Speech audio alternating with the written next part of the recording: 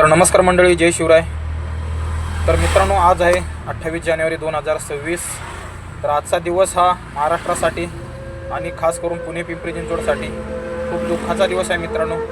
कारण महाराष्ट्राचं लाडकं नेतृत्व, निर्भीड आणि डॅशिंग असं नेतृत्व म्हणून ज्यांची ओळख होती असे अजितदादा पवार आज आपल्यातून निघून गेलेले आहेत मित्रांनो.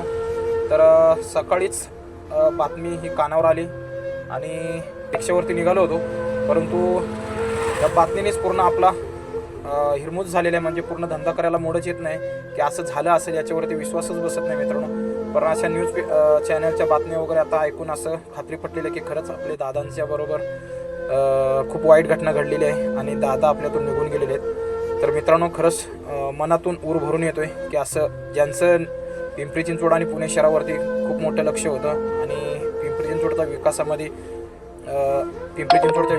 दादांचं खूप मोठं योगदान होतं. तर खूप वाईट वाटतंय.